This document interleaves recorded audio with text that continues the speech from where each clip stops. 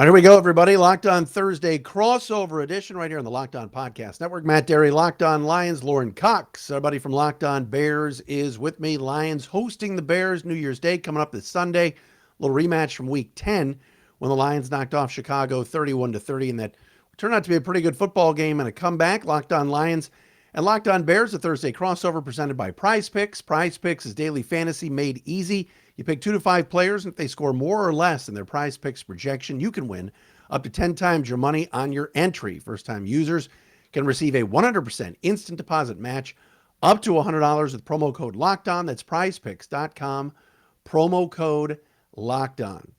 Lorin, things have not been good for the Bears, obviously. What's kind of the vibe in Chicago? Are they trying to win, trying to lose? Jalen Carter sweepstakes? What's happening there?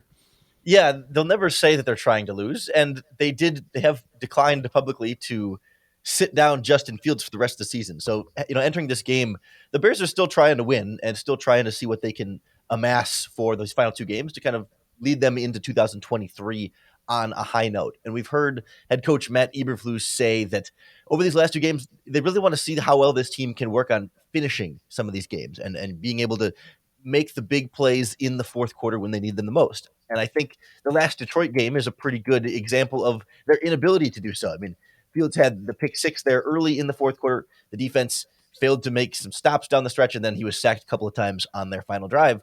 And they weren't able to really play a full four-quarter game there and finish it out on top, despite the lead that they had in that contest. So all eyes are going to be on how this team kind of wraps up this matchup and is able to, because they had a lead on the Bills and the Eagles the last 2 weeks at halftime.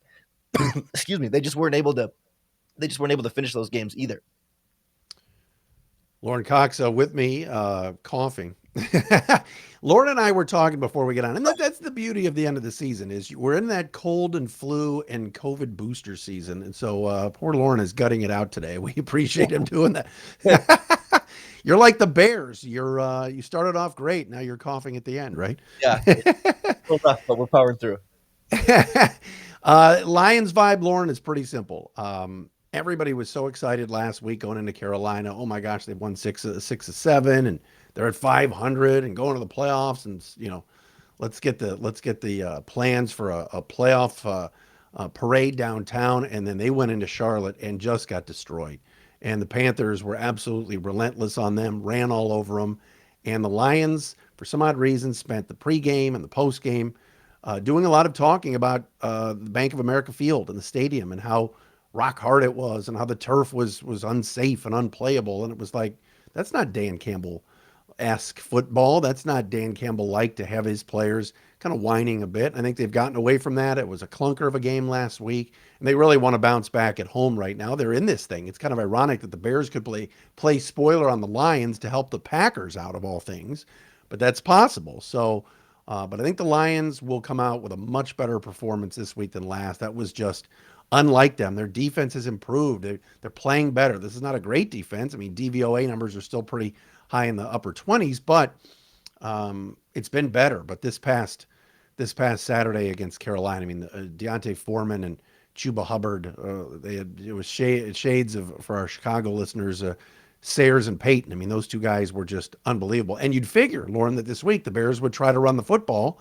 because that's what Chicago does, and they'll watch the Carolina tape and see that, right? Yeah, what went so poorly for them? Because I mean, we remember back in Week 10, Justin Fields had like 100, almost 150 yards rushing, and had a big breakaway, like 67-yard touchdown run in there. So it's definitely going to be an emphasis for the Chicago Bears to try and get that running game going again. And we'll see if they want to put Fields in as much harm's way as this late in the season. But why were things breaking down so bad? Is that on the defensive line, the linebackers, collective? What happened? I think it was everybody. Part of it was scheme. Give Carolina credit. Their offensive coaching staff, Ben McAdoo of all people, pulling guards, pulling tackles. They won at the line of scrimmage. The Lions get destroyed at the line of scrimmage, which, again, their O-line and D-line have been really good lately. Not this past week. And then and I mentioned this on Tuesday's show. Deshaun Elliott, their strong safety, didn't play, and they started Ifeatu Melifonwu from Syracuse, a second-year guy, and he wasn't ready. He was making tackles 30 yards down the field, which is great, but he was not where he needed to be. And so if they can get Deshaun Elliott back, they're starting strong safety this week. That'll be pretty key. I wanted to ask you about Fields, and then we'll get to kind of some storylines too. But you think they're going less of designed, excuse me, designed runs for him because he's so banged up? I know he got destroyed in that at the end of the Philly game, but what's the story there? Yeah, so they've done less of the like direct snap to Fields and he's the only ball carrier, quarterback lead, quarterback power type stuff. But against Buffalo this last week, they did call a ton of read options. They are still giving him those plays. Now, most teams have been overplaying Fields and trying to make him hand it off the majority of the time. So as a result, we haven't seen him be able to be as utilized as a like a designed running quarterback in that game. And then this offensive line has been so banged up. They're without both of their starting guards last week, and we're not sure exactly what that's going to look like this week either. That the pass protection is not good enough to hold on to the ball very long and extend these plays and get out of the pocket that way. So he's been getting rid of the ball more quickly as a passer, which is honestly a good thing that Bears fans have been looking for more of from Justin Fields. But it has overall limited some of the quarterback rushing as a focal point of the offense. But given how well it worked against Detroit the first time, I have to imagine it's going to be a point of emphasis this week until Detroit really shows that they're committed to stopping it. And health wise on that O line, I know Jenkins and a few others have been out. What's going on there? Yeah, so it was Cody Whitehair and Tevin Jenkins both out this past week. So they were rolling with their former right tackle Larry Borum at left guard, and they were rotating some veterans at the right guard spot. And it's messy. It's not a good group. And you saw this offensive coordinator really try to hide his offensive line as much as possible. A lot of play action, a lot like even more so than what we were used to, and a lot of rollouts and moving pockets, and then emphasizing getting rid of the ball more quickly. Fields just getting to his checkdowns more quickly and just getting through the play to kind of know that, hey, I just don't have the 3 or 4 seconds to stand in here and wait for the downfield bomb to fully develop every time. I just got to sometimes take my running back that's swinging out of the backfield, and maybe it only gets 2 yards, but I'm not going to take that extra hit in the pocket. Lorin Cox locked on Bears, Matt Dery locked on Lions. Thursday crossover, Lions and Chicago coming up Sunday at Ford Field at 1 o'clock. Let's get to some key matchups. We'll do that coming up next. This episode, though, is brought to you by our friends at Audible. Audible is releasing a slate of new football podcasts that we know you're sure going to love. That's why you'll be able to find an episode from the league available now as a bonus episode right here on Locked On NFL. Narrated by Super Bowl champion, legendary smack talker Richard Sherman, and sports broadcaster and rising star Taylor Rooks. The League is an 8-part docuseries about the most bizarre, inspirational, and unlikely stories connected to America's favorite sport. We know it as pro football. You won't want to miss these untold stories spanning from the 40s through right now. Head over to Locked On NFL for a bonus episode of The League, or catch the full series wherever you get your podcasts. Available now. Audible. Get in the game. All right, so the Lions looking to sweep the season series from the Bears. Chicago looking to snap an 8-game losing streak as they sit at 3-12. Bears coming to Ford Field. Lorin Cox, Locked On Bears. What do you see as a matchup and something you want to watch this weekend? Yeah, I look back to the first game, right, and remember how Amon-Ra St. Brown really went off in that game. I think he had 10 catches for over 100 yards. I don't remember the exact production there, but it just felt like the Bears didn't have an answer for him, especially off of play action and finding that space like in between the safeties and the linebackers, sort of that intermediate area of the underneath coverage. And I'm really looking to see how the Bears approach that this week because Jalen Johnson is on injured reserve. Their other outside cornerback, Kendall Vildor, is on injured reserve. And of course, Eddie Jackson is also on injured reserve. And so this Bears secondary right now is starting 4 rookies. It's the only non-rookie is their safety, DeAndre Houston Carson. And your 2 second-round picks aren't necessarily the same level of rookie as your 2 undrafted rookie free agents playing big snaps in the secondary. But it's a vulnerability. I mean, this defense is pretty much vulnerable at all 3 levels. But when you have that level of inexperience, anytime you have a guy who already smells a little blood in the water against this defense and has found ways to just find the spaces in the zone, it's a very real concern for me as to how the Bears might approach that. And you don't even have Sanborn at linebacker either. So if you can just get behind the likes of Nick Morrow and Joe Thomas and Matt Adams at that spot, there should be plenty of room for a guy like Amon-Ra St. Brown to cook in this one. Are these legitimate? I'm not saying they're not legitimate injuries, but would you say some of these, if this team was 12-3, would some of these guys be out there as opposed to 3-12? Or are they just kind of being overly cautious and smart about it? Because why rush guys back when you're out of it like they are? Yeah, I think there's probably a little bit of that overly cautiousness that like Jalen Johnson went from like questionable on Friday or questionable on Thursday on the injury report to on injured reserve on Friday. He was dealing with like a rib injury and like an ankle, and he had practiced even like a limited capacity, and then they just kind of said IR, like done for the season. We kind of were looking around like, wait, how did that all of a sudden get so severe so quickly? So I do think there are some aspects of that, but at the same time, they could just as easily have done that with Justin Fields and packed that in. And they're saying no, even though he is dealing with a left shoulder sprain from earlier this season, and he got stepped on pretty bad last week against the Bills and didn't finish that game. They were already down 3 scores anyway, so they put Peterman in for garbage time. But they could easily find the injury excuse for Fields if they wanted to, and have not chosen to there. So I think it's a little bit more like the more experienced veteran players that don't need the development and don't really need to be on the field, that they are a little bit more inclined to say, yeah, we're just shutting them down.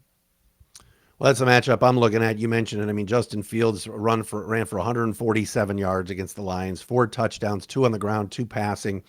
Played a really good game, but I make the joke, Lorin, all the time about Hall of Fields. I'm astounded at the Chicago media, not you, but others that just are claiming that this guy is the second coming. I think he's certainly exciting, but when Dan Orlovsky weeks ago on ESPN says he's in the MVP discussion, any game I watched obviously every snap of the Lions-Bears game. I watched a ton of the Eagle game 2 weeks ago. When they need a throw late in the game, he doesn't deliver it. I mean, he can run, but the matchup, I guess, for me is the Lions can't let him run like that again and get away with it. I think they did the last time, and they got good pressure on him those last 2 series to force those sacks and interceptions. But how will the Lions handle that ground game? They were so bad against Foreman and Hubbard this week. Even Darnold ran a little bit against the Lions in Carolina. So what adjustments do they make? Do they move Okudah back up to the box as sort of a hybrid type for tackling purposes? Is Elliott out there? Will Derek Barnes play more at linebacker over Anzalone and Rodriguez, whose PFF grades were brutal this past week, just to try to stop Fields? It'll be interesting to see how the Lions handle that. But that to me, they got away with it last time. I mean, allowing him to do what he did on the ground and run for nearly $150, like you said, and still win is good. But if they get into another 31-30 type game, it could go the other way this time. You know what I'm saying? Yeah, I mean, that was one we were on the edge of our seats quite a bit at the end there. And it just, it's who can make the one fewer mistake down the stretch. And obviously the Bears have been the team that makes the more mistakes. And if I'm a Lions fan, I'm not super, super worried in this game. I mean, the Bears have lost what I think 8 in a row now. Yeah. And it's not like, it's not like they're shining in on this upswing that all of a sudden they're going to come into Detroit and really be firing on all cylinders. I mean, I think Detroit has so much more at stake for them, and I think it's going to be a good game. But I do think this is a spot where the Lions can feel pretty good as a bounce back opportunity after what went wrong so badly against Carolina. Fields injuries now are what? I mean, I know he had he got stepped on last week. I think he had a shoulder a couple of weeks ago. What are they officially saying this week about what he has? Yeah, so he's not showing up on the injury report at this point. He's full participant and everything, but yeah, he had the left shoulder strain, weeks ago now, and it's the kind of thing that he's just been playing through. And I don't know that it fully heals when you're playing starting quarterback every single week and still taking those hits. So it's just sort of like a lingering thing there. And then stepped on the foot kind of hard that took him out of the game. And he's also cramped up in like 3 or 4 or 5 games now where he leaves the game and goes to the locker room and gets an IV and comes back out. So there's a certain feeling there of like holding your breath every time and just hoping that the team continues to prioritize his safety and, just run out of bounds, slide. Don't worry about putting your body in the line and diving for the first down or the goal line in a game like this when, yeah, you want to beat the Lions, but I don't know that it really matters that much. Lions 5.5-point favorites right now, according to our friends at Betonline. Let's get into some predictions. We will do that coming up next when we talk to Lorin Cox. Matt and Lorin with you on the Thursday crossover. Lions and Bears. BetOnline.net is your number one source for sports betting info, stats, news, and analysis. Get the latest odds and trends for every professional and amateur league out there. For pro football, college bowl season, where we are right now, NBA, NHL, they've got it all for you at betonline.net. If you love sports podcasts, you can find those as well at BetOnline. They're always the fastest and easiest way to get your betting info. Like you said, Lions, Bears, over-under, spread, 5.5. Look it all up. Get all the numbers, first half numbers, and all of that if you want to wager on that at betonline.net. You go to the website today or use your mobile device to learn more. BetOnline, it is where the game starts. And the Locked On Thursday crossover is brought to you by our friends At NHTSA, did you know that driving high is considered driving under the influence? That's right. Driving under the influence of marijuana is against the law in every state, even in the states where marijuana is legal. That means driving high could get you a DUI. If you think law enforcement officers can't tell when you're driving high, you're wrong. Your friends can tell, coworkers, family members, parents, everybody, they can tell. All right. So what makes you think that law enforcement officers don't know when you're driving high? Driving under the influence of marijuana can slow your response time and change how you perceive time and speed. So if you think you're fine to drive when you're high, you're not. Because the bottom line is, if you feel different, you drive different. Simple. The driving high is driving under the influence. Remember, drive high, get a DUI, paid for by NHTSA. All right, let's do this. Matt and Lorin with you on a Thursday. Locked On Crossover. Happy holidays, everybody. Bears and Lions. All right, Lorin, are you of the ilk here that somehow, some way, the Bears end this losing streak and get to 4 wins, or are you thinking that the streak continues? There's just no way. Yeah, the Lions' performance against the Panthers last week certainly perks my ears up a little bit. Like, okay, like Sure. maybe this is. I mean, they were rolling so well there that I was like, oh, the Lions are going to roll through here and not have too much trouble. But all of a sudden, you're like, well, the Bears played them close back in Week 10, and the Bears will be right there. I certainly don't. I'm not going to predict a Bears victory. I mean, 8 losses in a row, like they've lost to much worse teams than this Lions team right now. But I do think it's going to feel similarly to Week 10, where there's some back and forth, and the Bears lead at some point in this game, and then again, I think it comes down to down the stretch. Are the Bears going to be able to execute at the end of the fourth quarter? Will the offensive line hold up? Will receivers be able to make plays? Will Fields be able to find open receivers downfield and lead this team down to a victory? And I just don't feel it there yet with all the injuries they have on the offensive line and in the secondary and just across the roster. It wasn't a talented team to start with, and when you take away a bunch of the starting lineup as well, it just becomes that much more difficult to beat any opponent. So if I had to put a score on it, I find myself coming back to like 27-20 Lions, but maybe it's tied at 20 apiece with 5 minutes left in the game, and the Lions get a late touchdown, and the Bears have a chance with 2 minutes left to drive down and tie it and ultimately fall short. Yeah, I mean, I think the Lions are due to come home. Last home game, going to be a raucous crowd. People are into this team now, and they're in the playoff picture. And we're talking about meaningful games in December for a team a year ago that won 3 games, and this season was sitting at 1-6, and people were ready to run Dan Campbell out of town. Not everybody, but some. So I think the Lions have no issues in this game. Yes, the Bears always play them tough. Yes, Fields could be a problem, but 28-13, something like that. I think the Lions defense will respond. I think they've been called out. That was a really bad performance and showing last week, a clunker for sure. And look, the Bears have had to play Philly and Buffalo back-to-back weeks. They're sounds like from what you were saying earlier with all the guys hurt, they're just too beat up. Got to go on the road here after the holidays and in between Christmas and New Year's here. So, like I said, I think the Lions bounce back. I think they win and take care of business 28-13, setting up a Week 18 showdown at Lambeau Field of all places, Lorin. And Rodgers and the Packers are hot. I mean, nobody sees them more than you and me, and being in the same division and having to stomach our friend Peter Bukowski of Locked On Packers. But this is going to be kind of interesting. But I think this is the perfect spot for the Lions to get right against a team obviously just so banged up and so bad in the Bears. And so I think the Lions will take care of business here and win handily. We'll see, right? You got to still play the game. It does feel like it's sort of the reverse of where we typically expect these two teams at this stage of the season. Like usually it's like the Bears are borderline playoff team trying to make a push there, and the Lions are the 3-win team just hanging on for dear life at the end of the season. So enjoy it. It's a fun spot to be in. I'm glad that you guys are getting to have some meaningful December games. Is the vibe though better in Chicago about a 3-win team because it's a new coach, new GM, and the quarterback is just getting a chance to do his thing? I mean, it seems like it's not hell freezing over there and off of Lake Michigan.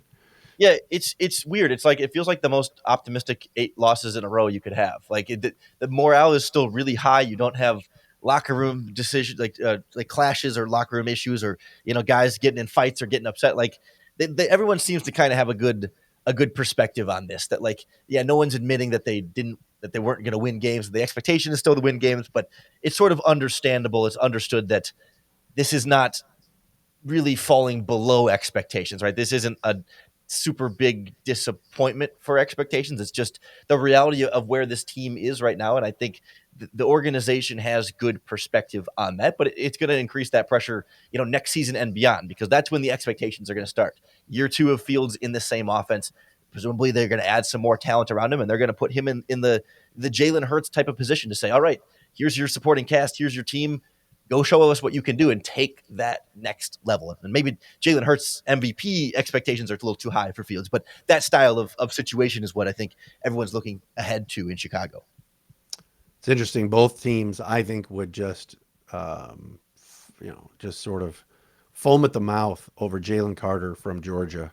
Mm-hmm. And the Bears need a D tackle that can just, be that guy. And so do the Lions. And I did a mock draft on Wednesday's show and from PFF, and they talked about Brian Bresee from Clemson because the Bears took Carter, and I know a lot of people in Chicago have talked about that. But it's a need for both teams next year. Is everybody's talking about Lions quarterback? The Bears aren't drafting one, so they're both going to be kind of near the top of the draft with the Lions having the Rams pick. So D tackle a need on both sides. I'm sure you agree with that. Yeah, absolutely. I think Bears fans are still keeping their eye on a trade down, trying to add some even more draft picks. Like, obviously you don't want to pass up a top flight talent like a Jalen Carter or Will Anderson Jr. from Alabama, but this team has a lot more needs. And if you can get an extra first round pick to move down or some extra seconds in there as well, they could really spread the wealth there across a bunch of needs on the roster. So it's going to be a fun offseason for sure. Lorin, always a pleasure, a lot of fun, and enjoy Sunday. Hey, appreciate you helping me power through here. You're good, brother. You're good. Lorin Cox with us. Locked on Bears, Matt Dery, Locked on Lions. Thursday crossover. We're brought to you by PrizePicks.